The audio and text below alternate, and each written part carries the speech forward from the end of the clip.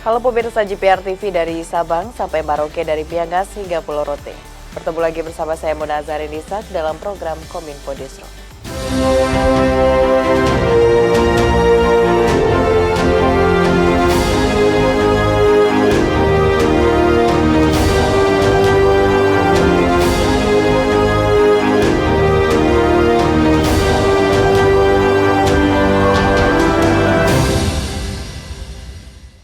Pemirsa, kita ke informasi pertama. Menteri Komunikasi dan Informatika Budi Aris Setiadi mengajak para jurnalis untuk bisa menjadi penggerak masyarakat, menjadi lebih positif dalam menyikapi berbagai agenda nasional seperti Pemilu 2024 hingga pembangunan IKN Nusantara.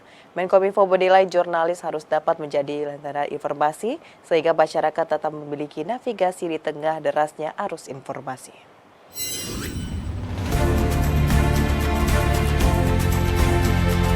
Menteri Komunikasi dan Informatika Budi Aris Setiadi mengajak para jurnalis untuk bisa menjadi penggerak masyarakat menjadi lebih positif dalam menyikapi beberapa agenda nasional seperti Pemilu 2024 hingga pembangunan IKN Nusantara.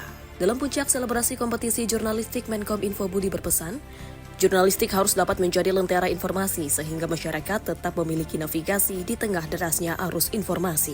Menkominfo Budi mengatakan, hal itu penting mengingat dewasa ini semakin banyak kecanggihan teknologi seperti generative AI, deepfake, autobot yang kerap disalahgunakan dan memecah persatuan masyarakat dari sebuah negara. Ia mengapresiasi untuk para jurnalis yang terlibat dalam AJK 2023 karena telah berkontribusi dalam kompetisi yang tahun ini mengambil tema Peta Jalan Menuju Indonesia Digital. Dalam hal ini, para jurnalis ikut membantu diseminasi informasi terkait kebijakan pemerintah di sisi transformasi digital untuk mewujudkan visi Indonesia Emas 2045. Setidaknya di 16 negara yang ditujukan untuk menimbulkan keresahan, menyudutkan pihak lawan, dan mengganggu diskusi publik. Kita juga sempat menyaksikan insiden kegaduhan sosial politik di beberapa negara seperti Brazil, Prancis, hingga Amerika Serikat yang diakibatkan oleh penyalahgunaan generatif AI, deepfakes, automate bots, dan lain sebagainya.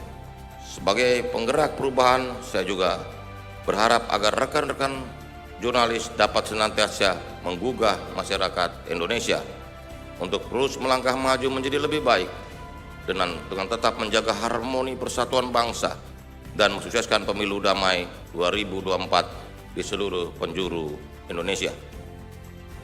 Selain pesan pemilu damai 2024, isu pembangunan Ibu Kota Negara Nusantara IKN juga perlu untuk terus digaungkan. Kementerian Komunikasi dan Informatika terus melakukan edukasi intensif kepada masyarakat guna menciptakan pemilu damai 2024 dengan melibatkan 517 orang penyuluh informasi publik yang aktif di seluruh Indonesia. Kementerian Komunikasi dan Informatika terus melakukan diseminasi informasi mengenai pemilihan umum serentak 2024 secara merata ke seluruh wilayah Indonesia.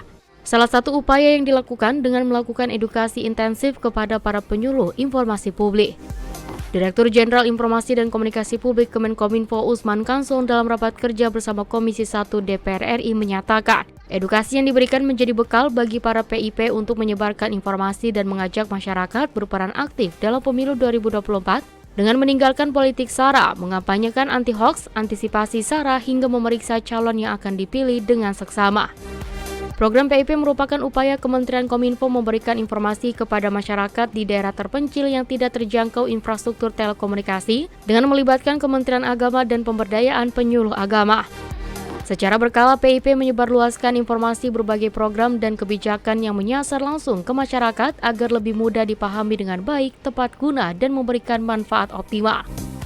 Hingga tahun 2023, Kementerian Kominfo telah melibatkan 517 orang PIP yang aktif bertugas mendiseminasikan informasi berbagai program dan kebijakan strategis pemerintah dari Sabang hingga Merauke.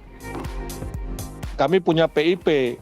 PIP itu penyuluh informasi publik di daerah-daerah yang barangkali juga bisa kita galang untuk katakanlah melaporkan kalau ada pelanggaran-pelanggaran ataupun ya hasil-hasil pemilu. Kita punya 500-an PIP, tidak banyak sih Pak begitu, tapi bisa mungkin kita kerahkan.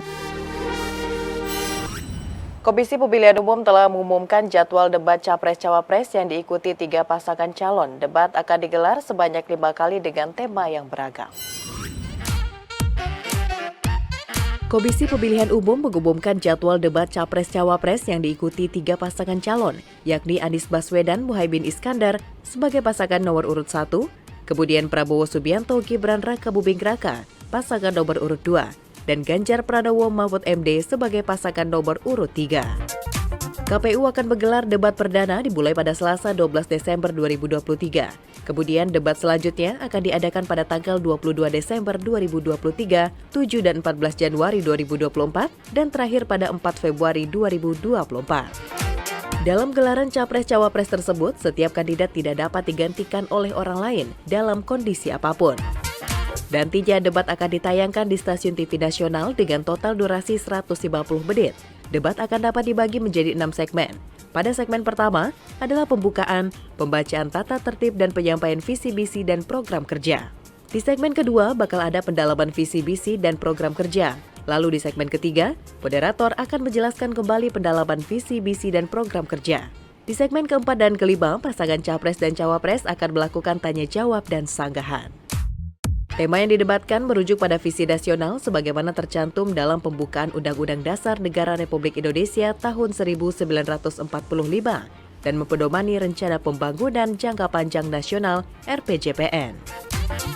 KPU menyebut tema ditetapkan setelah berkoordinasi dengan pasangan calon dan atau tim kampanye pemilu presiden dan wakil presiden. Adapun tema spesifik setiap debat pasangan calon disusun bersama dengan panelis sesuai dengan bidang keahliannya. KPU menyampaikan debat pertama akan membahas tema yang berkaitan dengan hukum, HAM, pemerintahan, dan pemberantasan korupsi dan penguatan demokrasi. Debat kedua mengusung tema pertahanan, keamanan, geopolitik, dan hukum internasional. Debat ketiga mengangkat tema ekonomi, kesejahteraan sosial, investasi, perdagangan, pajak, keuangan, dan pengelolaan APBN. Sementara itu, debat keempat akan membahas terkait dengan energi, SDA, SMN, pajak karbon, dan agraria, serta masyarakat. Dan tema terakhir sebagai debat penutup adalah mengenai teknologi informasi, peningkatan pelayanan publik, hoaks, intoleransi, pendidikan, kesehatan, dan ketenagakerjaan. Pemirsa, pemerintah berkomitmen menurunkan angka kemiskinan ekstrim dan penurunan stunting di Indonesia. Hal ini dibuktikan dengan menaikkan alokasi APBD sebesar 5,3% menjadi 857,6 triliun.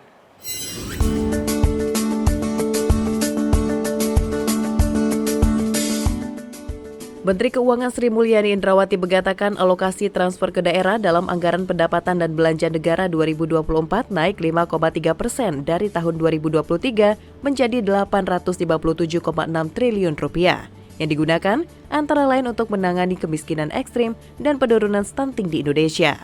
Berdasarkan hasil survei status gizi Indonesia, kasus stunting masih berada di angka 21,6% dengan standar prevalensi stunting dari WHO harus di bawah 20%. Oleh karena itu, pemerintah menargetkan penurunan angka stunting menjadi 14% pada tahun 2024.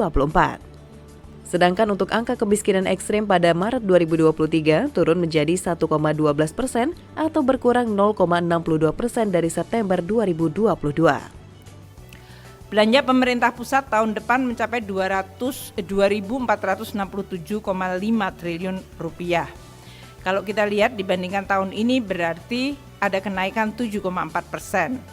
Belanja ini ditujukan untuk satu, terus mendukung transformasi ekonomi, terutama program-program hilirisasi, revitalisasi industri, dan untuk menurunkan atau menghilangkan kemiskinan ekstrim, serta menurunkan stunting mencapai 14% pada akhir tahun 2024. Kita juga akan terus meningkatkan sesuai arahan Bapak Presiden, kualitas belanja pusat dan daerah secara efisien dan sesuai prioritas, dan memperbaiki subsidi tepat sasaran dan meningkatkan pemerataan ekonomi. Selain itu, peningkatan alokasi transfer ke daerah juga ditujukan untuk mendukung penggajian pegawai pemerintah dengan perjanjian kerja, P3K daerah terutama guru dan tenaga kesehatan, meningkatkan pelayanan publik di daerah, pendukung operasional sekolah pendidikan anak usia dini, dan pendidikan kesetaraan.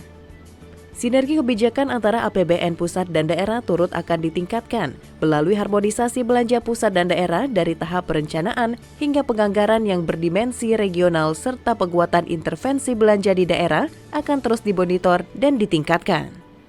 Untuk transfer ke daerah, tahun depan akan mencapai 857,6 triliun. Ini di dalam rangka untuk, seperti yang diarahkan Bapak Presiden, sinergi antara kebijakan pusat dan daerah dalam APBN dan APBD, terutama dari sisi belanja. Kita juga meningkatkan kualitas pengelolaan TKD dan terutama juga untuk penggunaan transfer di dalam rangka untuk meningkatkan rekrutmen ASN daerah yang tadi disampaikan adalah untuk berbagai kebutuhan kesehatan pendidikan. Untuk itu, harmonisasi pengelolaan dari transfer ke daerah akan terus ditingkatkan melalui regulasi policy dan juga untuk meningkatkan kualitas belanja sehingga memberikan manfaat pada masyarakat. Pemirsa, usai jeda pariwara kami akan kembali dengan informasi lainnya. Tetaplah bersama Kominfo Newsroom.